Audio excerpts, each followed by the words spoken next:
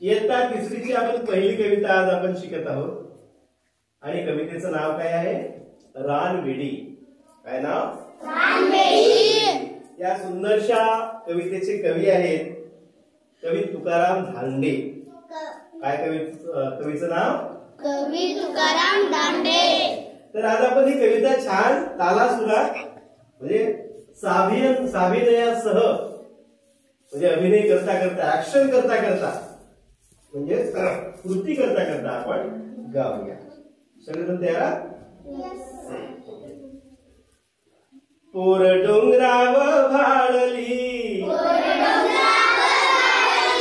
पोर डोंगराव भाळली,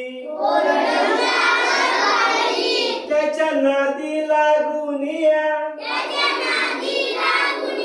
अख्ख्या रानात पांगली, पोर डोंगराव भाळली, पोर डोंगराव भाळली, रान गवताची फुलं तिच्या कानामंदी डुल, अन चाईचा मोहर गळ्यामंदी गळसर, अहो टणटणी फुलली, तिच्या नाकामंदी फुली, अन बुरांडीची फुलं तीन केसात माळली, पोर डोंगराव भाळली, पोर डोंगराव भाळली, पोर माळावर खेळली, असे करा ना, पोर माळावर खेळली, अन वाऱ्या संग बोलली, वळ पारंबीचा झुला तिचा गेला आभाळाला, पान साबरीचं बोंड खाल्लं, लाल झालं तोंड, अहो हसता हसता मऊ गवतात लोळली, पोर डोंगराव भाळली, पोर डोंगराव भाळली. तिसरा आणि शेवटचा कडवा बघा किती छान लिहिलाय कवी तुकाराम धांडे सरांनी.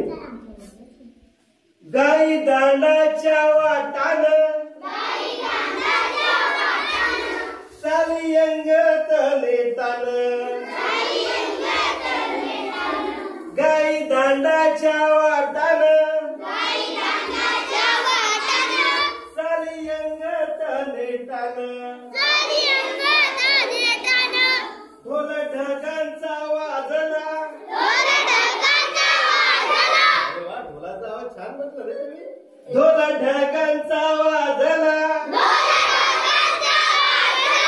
नाच मोराचा पाहिला, आणि पाऊस पहाडी, आणि पाऊस पहाडी, तवा गळ अधिक पडाली, पावसानं भिजवली, तरी उन्हात वाढली, पोर डोंगराव भाळली, पोर डोंगराव भाळली, त्याच्या नादी लागून अख्ख्या रानात पांगली, पोर डोंगराव भाळली, पोर डोंगराव भाळली. Very good. Clap for you. छान म्हटलं.